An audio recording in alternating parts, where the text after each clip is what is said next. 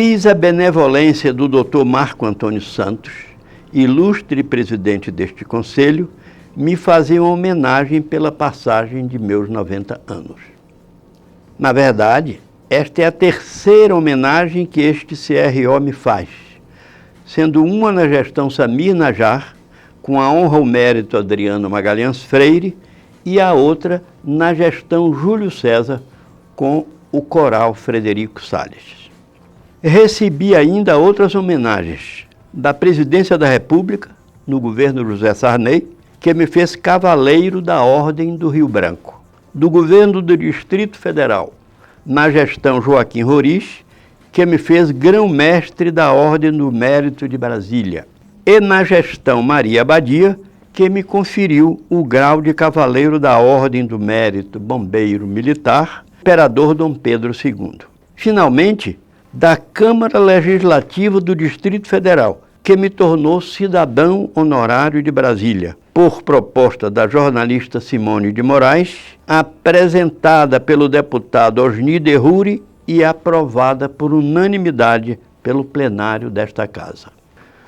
Todas essas homenagens me emocionaram muito e ainda emocionam, como a de hoje, e acabam por convencer-me de que eu contribuí, de alguma forma, para a sociedade brasiliense em geral e para a sociedade odontológica em particular. Marco Antônio me deixou à vontade para que eu fizesse um resumo espontâneo sobre mim mesmo, do qual deverão constar documentos que não poderão ser mostrados agora, mas serão acrescentados pelos responsáveis da edição deste vídeo. Assim, parodiando o poeta pernambucano João Cabral de Melo Neto, eu me apresento. O meu nome é Frederico, não tenho outro de pia. Como outro Frederico havia no lugar onde eu vivia, os meninos me chamavam Frederico de Janinha, que era a senhora minha mãe, que era também beata, tirada de Beatriz, o nome que tardiamente foi parar na certidão de nascimento. Esta duplicidade de nome tem história a ser contada, que será bem explicada nas minhas memórias, que serão publicadas em breve. Estejam, portanto, atentos. Assim, o Assis vem de Beatriz e o Salles de meu pai, que não pude conhecer, celeiro e sapateiro, o melhor da redondeza, que era até professor da cidade de São Francisco do Conde, distante parede e meia da cidade onde eu nasci. Morreu aos 40 anos, bem na flor da mocidade. Eu nasci em 1932, em uma família de classe média na cidade de Santo Amaro da Purificação, no Recôncavo Baiano, onde nasceu Caetano, meu companheiro de infância. A morte prematura de meu pai, quando eu fazia 2 anos, me fez migrar gradativamente para a miséria até a situação de ribeirinho nas margens do rio Subaé. Fui mariscador, pescador, charuteiro, desenhista e pintor de paredes e de telas. Podes crer, até a adolescência. Conheci, portanto, a miséria em todos os ângulos, desde a carência de moradia e vestiário até a escola e a alimentação. Fui alfabetizado em casa pelo segundo irmão Eliezer, porque a escola pública exigia uniforme, que eu não podia comprar, e a particular mensalidade, que eu não podia pagar. Aos 15 anos, uma professora me ofereceu uma vaga sem ônus em sua escola. Fez um longo teste e me admitiu na 5ª série. Assim concluí o curso primário em 1 ano, com média 100, e até recebi um prêmio. Aos 16 anos, fui transferido para o Rio de Janeiro por meu irmão mais velho, agora segundo pai. Aos 18 anos, voltei à terra natal para prestar serviço militar e iniciar o curso ginasial como cidadão, agora vestido, calçado e alimentado. Passei em primeiro lugar no exame de admissão ao ginásio santamarense e ganhei bolsa de estudos aliviando o bolso de meu pai. Instalei ateliê e voltei a esculpir e consertar santos, desenhar e pintar quadros. Queria ser médico e, enquanto esperava o vestibular, reproduzia a anatomia do corpo humano em desenhos. Aprendi a aplicar injeções por todas as vias e fazia atendimento comunitário gratuito como auxiliar de enfermagem prático. Em 1950, voltei ao Rio de Janeiro, ainda sob os cuidados de meu irmão pai. Completei o ginasial e cursei o científico com a medicina na cabeça. Fui o primeiro aluno do Colégio Ateneu Brasileiro. Em 1957, decidi desonerar meu pai e fiz concurso para o Ministério da Agricultura e para a Universidade do Brasil. No campus daquela universidade, na Praia Vermelha, descobri que a medicina exigia tempo integral. Arquitetura, minha segunda opção, também. Fiz então odontologia, a única que oferecia tempo parcial. Fui colega de Adriano Magalhães Freire, eu começando e ele terminando.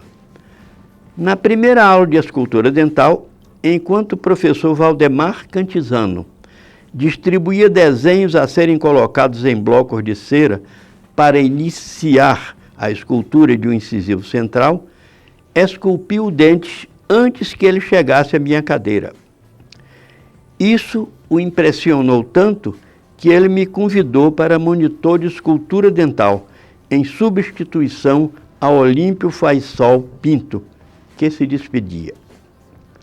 Um convite estapafúrdio, porque eu sabia esculpir, mas era analfabeto em anatomia dental. Pus as barbas de molho, mas aceitei. Fui secretário do diretório acadêmico e depois presidente. Desencadeei uma revolução na faculdade. Editei uma revista, criei um grupo de teatro e outro de jograis, colaborei com os Zanassi como desenhista e impedi a colação de grau de 5 depredadores da faculdade. Um artigo publicado no primeiro número da revista Odontologia Universitária, de autoria do farmacêutico Pio César Lobão Portelada, retirou do mercado o então famoso líquido de Badan, que era uma farsa, porque não era de Badan, mas do francês Denis, de quem Badan copiou a fórmula errada, lhe tirando todas as propriedades antissépticas. Da faculdade, guardo 3 grandes decepções e 2 gratas recordações. A primeira decepção: eu não dispunha de dinheiro para comprar um instrumental da marca SS White, exigido pela cadeira de técnica dental. Então, utilizando-me da experiência de santeiro e da habilidade de artesão, construí minhas espátulas com raios de bicicleta e cabos de madeira. E minha mãe fez uma cinta de flanela para acomodá-los. Procedimento que eu encontraria quase igual anos depois no Hospital Sara. Pensei que eu ganharia um 10 do professor Abelardo, diretor da cadeira. Mas ele me disse: meu filho, odontologia é profissão de rico. Se você não pode comprar o instrumental para iniciar o curso, então tranque a matrícula. Mas sua assistente, Gilda Cury, esposa de Amadeu Cury, que foi reitor aqui na Universidade de Brasília, me interceptou no caminho da secretaria e me impediu de cumprir aquela ordem. Por quê? Me disse ela: o professor Abelardo vem muito pouco à faculdade. Eu emitirei seu instrumental. Sou dentista hoje, portanto, graças à professora Gilda Cury. A segunda decepção. Professor Valdemar Cantizano, aquele que me convidou para monitor, sugeriu-me publicar um livro didático de escultura dental, para o qual ele redigiria os textos e eu faria os desenhos. O livro foi publicado em 3 edições, com 230 desenhos originais a bico de pena, porque na época não havia computador. Mas o professor Valdemar Cantizano não me pôs como coautor, o que significou um roubo dos direitos autorais que eu deveria receber. Eis porque eu tinha posto as barbas de molho. O livro fez tanto sucesso que foram feitas 3 edições. Foi adotado em quase todas as faculdades brasileiras. Terceira decepção. Era tradição das turmas anteriores depredarem a faculdade no encerramento das aulas. Candidatei-me a secretário do diretório acadêmico e a seguir a presidência com o objetivo de acabar com aquela aberração. Foi aqui que eu conheci Adriano Magalhães Freire, que me ofereceu apoio incondicional. Primeira grata recordação do Dr. Droctóvio Esteves de Lima, bedel da cadeira de anatomia, um mestre da anatomia da cabeça e do pescoço, em cujo museu eu aprendi muito. A segunda grata recordação vem dos professores de patologia Silvio Bevilacqua e sua assistente Osana Glória dos Santos. Silvio Bevilacqua quis me mandar para os Estados Unidos, mas eu era arrimo de família e não podia. Cheguei a Brasília imbuído da utopia de Juscelino Kubitschek de evoluir 50 anos em 5. E encontrei aqui um grupo de 59 dentistas pioneiros liderados por Adriano Magalhães Freire, uma das maiores personalidades da odontologia brasileira, que presidia a Associação Brasileira dos Dentistas de Brasília. A população de dentistas práticos era maior do que a de dentistas e a Associação Brasileira de Dentistas Práticos mais poderosa do que a nossa, fornecendo até diplomas. Com a autorização da Secretaria de Segurança Pública de Brasília, Adriano e eu desenvolvemos campanha contra a prática ilegal, interditando vários consultórios. Dessa campanha, eu guardo 3 episódios dignos de nota.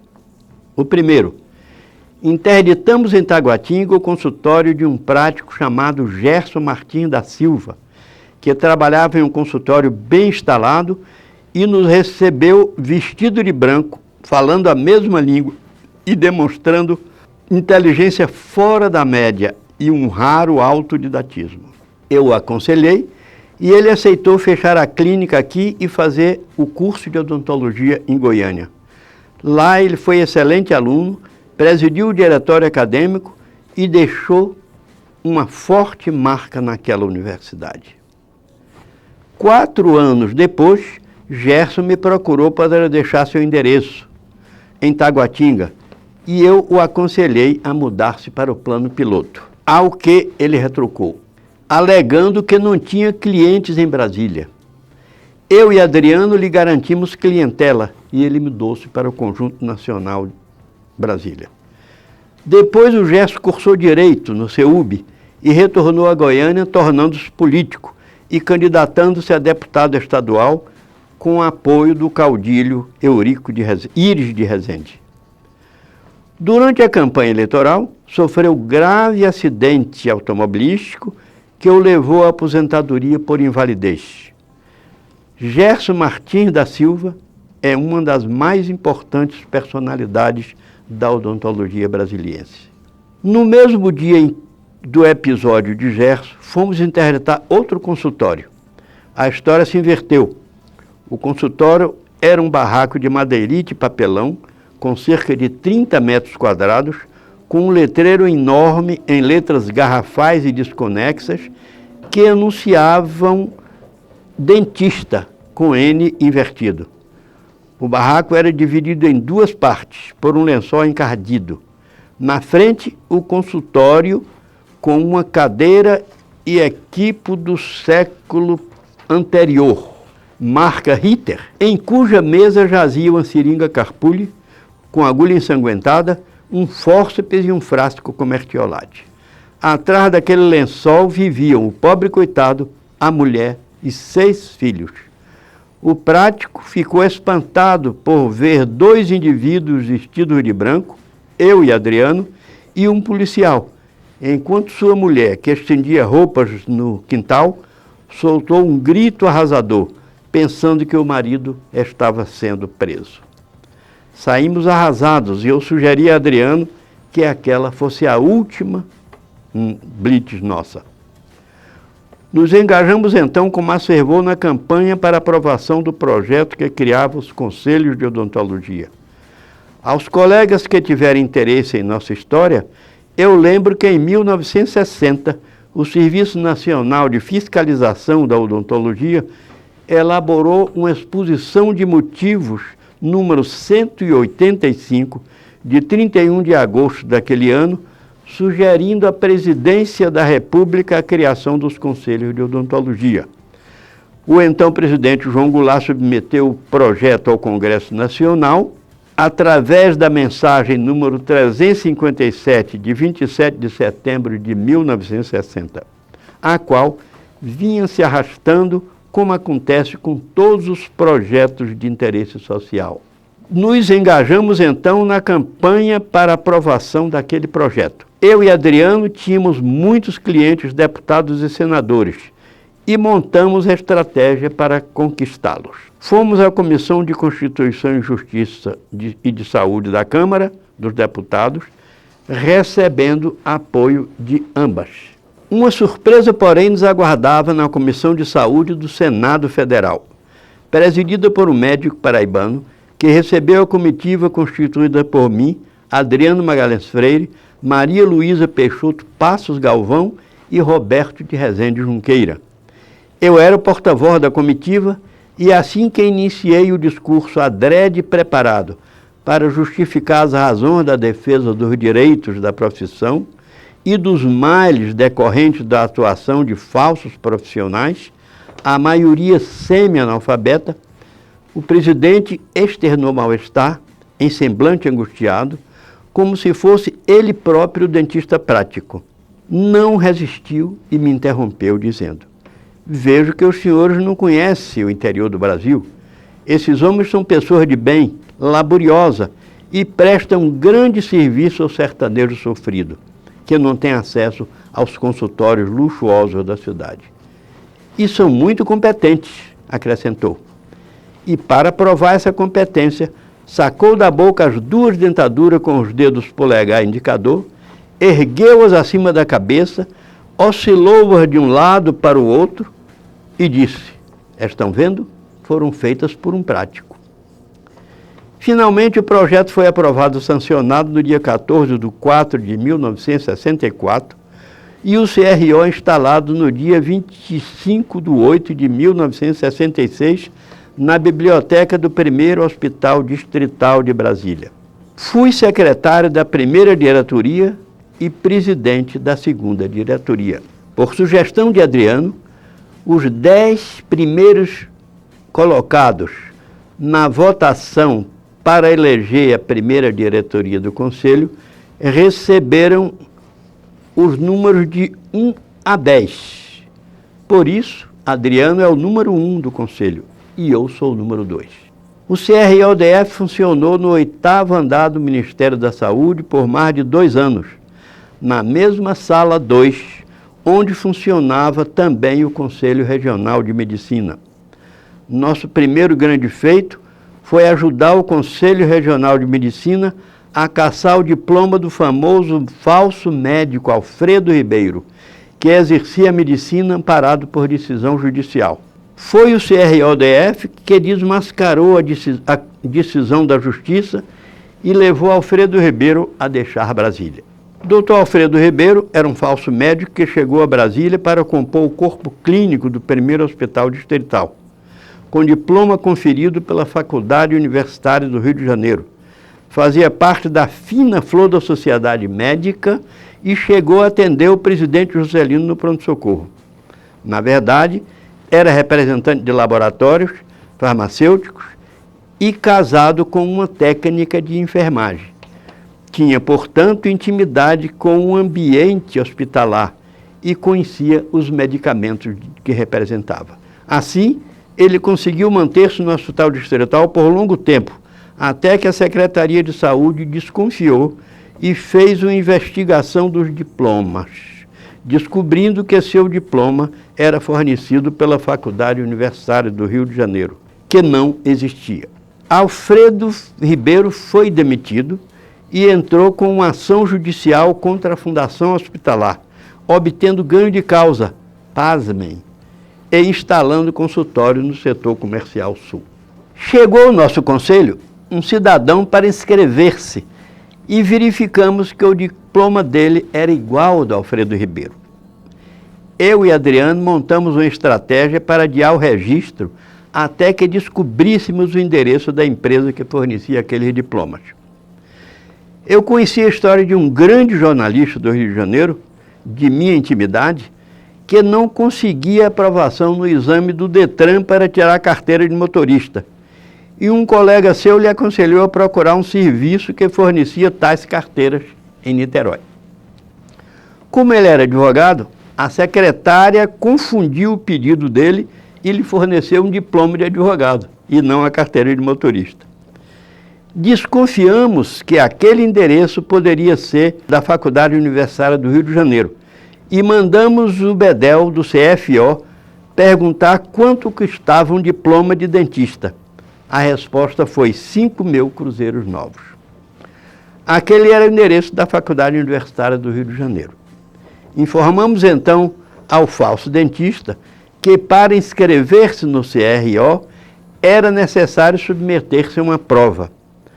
A ignorância do pobre coitado era tal que ele aceitou e veio fazer o exame, que na realidade foi um questionário preparado por mim e Adriano para provar que o pobre coitado era semi-analfabeto.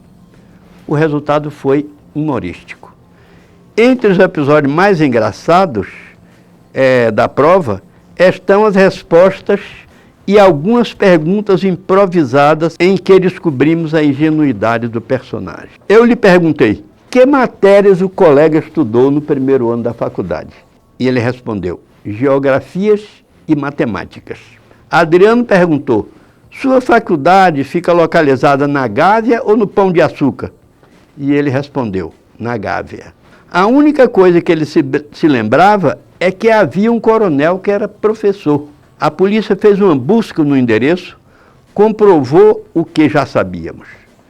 Os jornais anunciaram o episódio e se constatou que havia realmente um militar envolvido. O CFO fez correspondência para o Conselho Nacional de Saúde do Ministério da Educação e para o Conselho de Segurança Nacional. O CRMDF voltou à Justiça e Alfredo Ribeiro foi finalmente cassado e mudou-se de Brasília. Em 1967, Adriano me convenceu a ingressar na Fundação Hospitalar do Distrito Federal. Naquela época, as nomeações eram feitas por meio de pedidos de deputados, senadores, juristas e quem tivesse prestígio. Meu irmão mais velho estava acima de todos esses, porque era o secretário de imprensa do presidente Costa e Silva. Se eu fosse fazer esse pedido a ele, teria levado um puxão de orelhas. Fui então ao cirurgião Francisco Pinheiro da Rocha, secretário de Saúde, que me confirmou a realidade dos pistolões e me disse que já tinha 8 pedidos de políticos para nomeação de dentistas. Impressionado com minha postura, concordou em atender meu pedido e abrir concurso para as 12 vagas restantes. Eu sou, portanto, responsável pelos concursos para admissão de dentistas na Fundação Hospitalar do Distrito Federal. Fecho o concurso com banca vinda de Goiânia, presidida pelo professor Célio Bisotto, e eu fui aprovado em primeiro lugar. Pelo regulamento do concurso, o primeiro colocado podia escolher o hospital para onde queria ir. E eu escolhi o regional da L2, porque lá estava o Adriano. Ao apresentar-me para a posse, o diretor do hospital, Dr. F.A.D.C., ginecologista da Alta Sociedade de Brasília, esmurrou a mesa vigorosamente com as palmas da mão e aos berros garantiu que não me daria posse. Voltei à Secretaria de Saúde e o então secretário, Dr. Propício Caldas Filhos, fez um segundo ofício, explicando que eu fora aprovado em primeiro lugar e que, por isso, estava sendo nomeado para aquele hospital, conforme determinava o regulamento do concurso. Desta vez, a reação daquele médico foi mais arrasadora. Ele levantou-se, golpeou a mesa com as palmas abertas e disse que, se me dessem posse, ele pediria admissão da direção do hospital. Cheguei ao fim de meus limites de modéstia. Liguei para meu irmão, que ligou para o governador Varigel Gomide, que ligou para aquele diretor e ouviu desculpas dele, sob a alegação de que não sabia de quem se tratava, mas não pediu demissão. Isto era, meus colegas, e ainda é o nosso Brasil. Permaneci pouco tempo naquele hospital, porque a unidade de odontologia de lá se dedicava somente à dentística. E meus interesses eram semiologia, patologia, câncer de boca e cirurgia. Fiz então uma permuta com um colega que queria afastar-se do hospital distrital, onde encontrei uma residência em odontologia com 4 alunos. O preceptor da residência, Dr. Gustavo Dermeval da Fonseca, que foi presidente do CRO, estava às voltas com sua tese de doutorado e me indicou para preceptor substituto. Abriu-se ali para mim um vasto campo de estudos, porque o ambulatório estava prenhe de doenças orais, entre as quais câncer, sífilis em todos os estágios, blastomicose sul-americana, nevralgia de trigêmeo, sarcoidose, actinomicose, candidíase, aftas, herpes simplex e de Zoster, além das bacterianas, como abscessos, osteomielites, angina de Ludwig e outras. Descobri que ali seria minha escola, porque além daquele manancial de patologia, havia um museu de anatomia sob a responsabilidade de Deolino Conceição. Foi quase um salutar reencontro com o saudoso Droctóvio Esteves de Lima da faculdade. Além disso, encontrei na patologia a extraordinária figura do Dr. Elcio Miziara, patologista geral com interesse em patologia oral. Eu trazia convivência com a semiologia de José Ramos Júnior e a patologia oral de Silvio Bevilacqua, José Barbosa, Hélio Sena Figueiredo e Ardi Ebling, e nos juntamos para o estudo de nossos casos. O ambulatório se transformou em minha escola, tanto nas áreas de semiologia e patologia, como na área de cirurgia. Passava horas a fio na anatomia patológica, dissecando cadáveres e exercitando técnicas cirúrgicas. Os colegas me apelidaram de cientista louco, e um deles, Luiz Alberto Barcelos de Souza, bom desenhista, fez uma caricatura minha com essa conotação. Verifiquei que as atividades daquela unidade se resumiam a extrações dentárias, ao pronto-socorro e pequena cirurgia, destacando-se os freios linguais e labiais. Das 128 biópsias de boca encaminhadas ao Dr. Miziara, apenas 22 haviam sido realizadas pela odontologia, e as fraturas de face eram reduzidas pela cirurgia plástica, em sua maioria. As poucas reduções feitas pela odontologia eram realizadas por Heraldo Pinheiro de Andrade e José Maria dos Reis Campos. Praticamente todas as crianças de Brasília nasciam no Hospital Distrital, onde era alta a incidência de frenectomias labiais. Procurei o Dr. Oscar Mendes Moren, chefe da pediatria, e lhe disse que se nós removêssemos aqueles freios no nascimento, poderíamos diminuir aquela incidência. E ele me convidou para ir à sala de parto para examinar as crianças no nascimento e eliminar aqueles freios. Posteriormente, estudando a glossia congênita, encontrei o médico alemão Dr. M.W. Mayer, 149 anos antes, reiterando a importância da presença do dentista na sala de parto para detectar problemas orais nos recém-nascidos. O crescimento da cirurgia na unidade de odontologia feriu os brios da cirurgia plástica. Em 1983, baseado em um parecer de Hermes Alcântara, professor de deontologia médica e odontológica da UNB, o Conselho Administrativo do Hospital de Base do Distrito Federal decidiu determinar que o dentista, mesmo que devidamente habilitado em cirurgia e traumatologia bucomaxilofacial, não poderá praticar, sem a participação do médico cirurgião plástico, toda e qualquer intervenção cirúrgica que seja comum à medicina e à odontologia. Levantei-me como leão e obriguei aquele conselho a revogar a decisão absurda, graças à postura do Jofran Frejá, então secretário de Saúde. Esse episódio foi tão grave que acredito que os conselhos federal e regional de odontologia do Distrito Federal perderam a oportunidade de moverem uma ação judicial por danos morais contra o professor da UNB e a diretoria do Hospital de Base.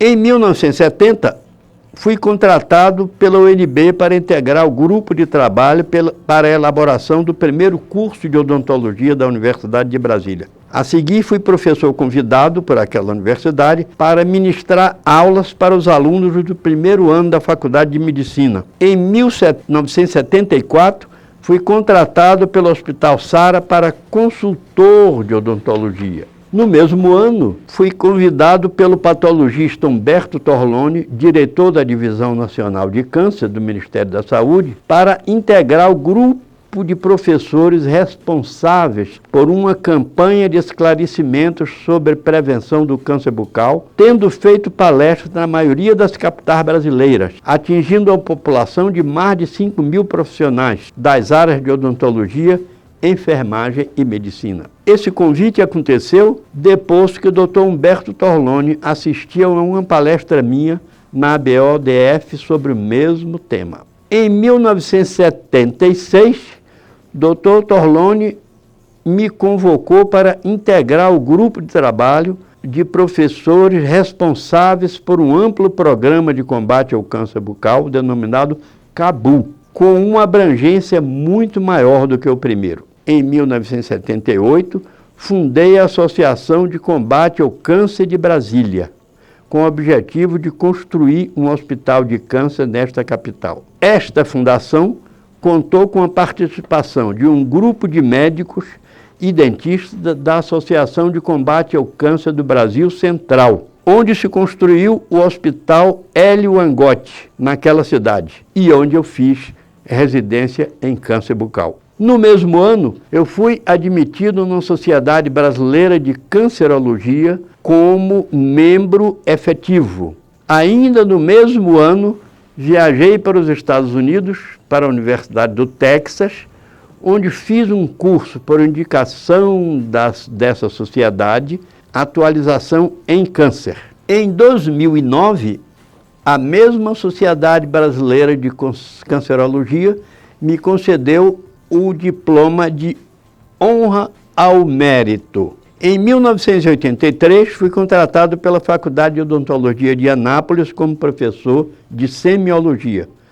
No mesmo ano, assumi a primeira secretaria da Associação Brasileira de Ensino Odontológico, ABENO, como representante daquela faculdade. Em 1986, elaborei um projeto de residência em cirurgia bucomaxilofacial no Hospital de Base, conferindo aos residentes os mesmos direitos dos residentes médicos. Esse projeto foi submetido à aprovação da Associação Brasileira de Ensino Odontológico em reunião no Congresso de São Paulo e aprovado com parecer do professor Edilson. Posto em prática o projeto, antes de completar um ano, uma residente, filha de um importante colega pioneiro, fez uma denúncia contra mim na ABO-DF e no CRO-DF, alegando que eu não podia tocá-lo porque não tinha competência para executá-lo, por falta do mestrado. Esta moça foi estimulada por um preceptor de residentes que não havia sido nomeado porque sua aprovação fora pífia no concurso para dentista generalista. Como ele havia feito o mestrado com João Efraim Wagner em Porto Alegre, eu fiz uma exposição de motivos ao Ogdir Brasileiro Matos, então chefe da residência da gerência do Programa de Odontologia da Fundação Hospitalar do Distrito Federal, para que nomeasse ele e Evaldo Arruda de Assis, na mesma situação, porque eu necessitava de preceptores para a residência em curso. Minha exposição de motivos foi acatada e ambos nomeados.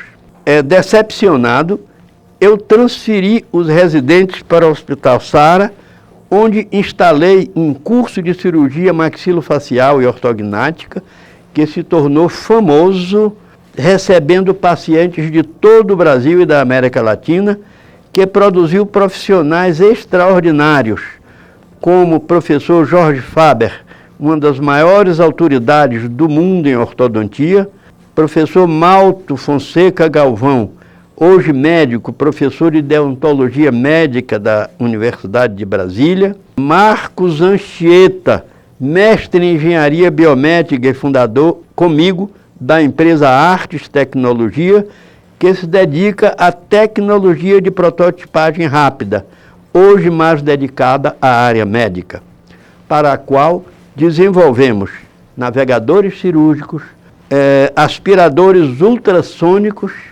e estamos incentivando o uso da tractografia.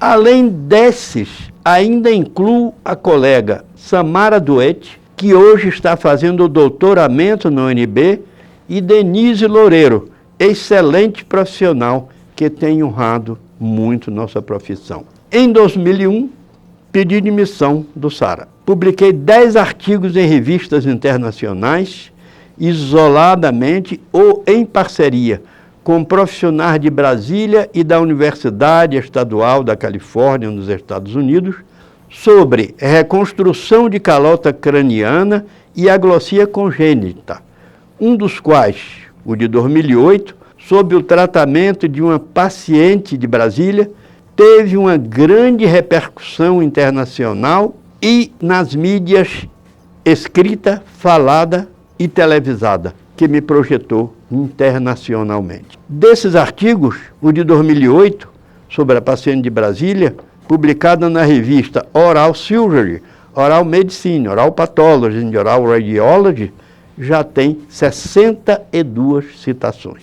O outro sobre o médico francês Antoine de Gissier, descobridor da aglesia congênita, é um artigo crítico e histórico, que está disponível nos anais da Academia de Ciências da França. Em 2011, foi convidado pelo Congresso Internacional de Pediatria da China para apresentar o caso da paciente de Brasília. Ainda em 2011, a editora Intec, da Croácia, convidou Marcos Anchieta, Marcelo Quaresma e eu para escrevermos o capítulo número 10, intitulado Prototyping Applied to Maxillofacial Surgery, para o livro didático sob o título Rapid Prototyping Technology in Modern Engineering.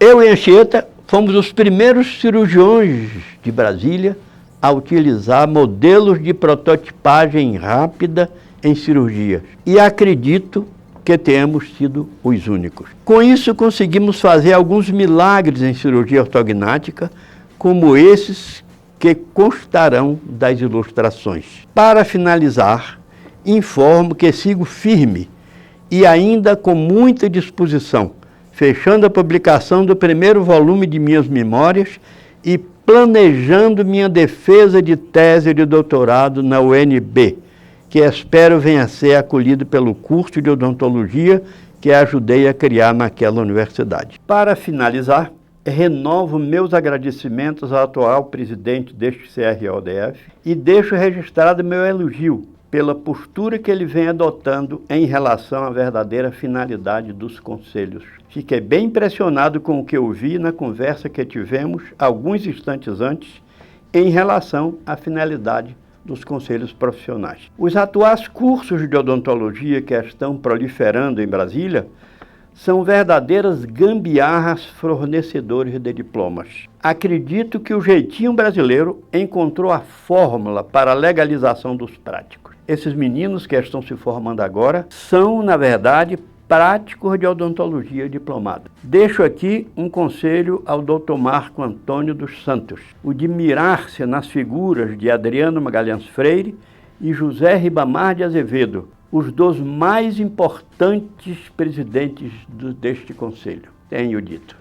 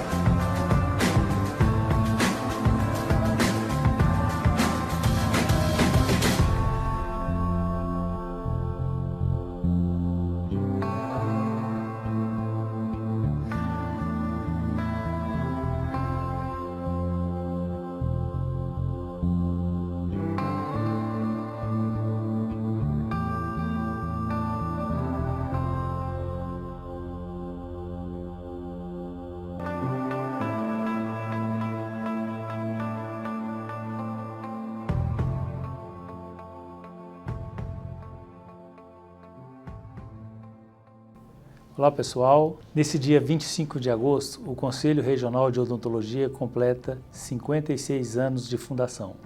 São 56 anos de muita luta pela odontologia, para o exercício de uma odontologia ética, de uma odontologia humanizada aqui no Distrito Federal. Esse foi um trabalho construído ao longo dos anos por todos esses funcionários que aqui passaram e todos os gestores que nos antecederam. Essa criação foi feita ao longo dos anos. Isso foi demonstrado até hoje com a gravação e uma homenagem ao nosso segundo presidente aqui do Conselho, CRO 002, Dr. Frederico Salles, que completou esses dias próximos 90 anos de idade e 61 anos de profissão. Exemplo dele, essa construção, ela foi sendo feita aos poucos. E gestores como ele vieram fortalecer cada dia mais a função do CRO para com a nossa odontologia. Tenho certeza que ainda temos que muito mais a construir, principalmente uma fiscalização orientativa a todos os nossos inscritos. Eu agradeço muito a todo o pessoal que trabalha junto com a gente para que a gente possa conseguir exercer a nossa missão, que é contribuir para uma odontologia ética, odontologia humanizada aqui na nossa capital. Meus parabéns ao Conselho Regional de Odontologia e a todos os nossos inscritos. Meu muito obrigado por comemorar junto com a gente essa data de tanto valor para nós.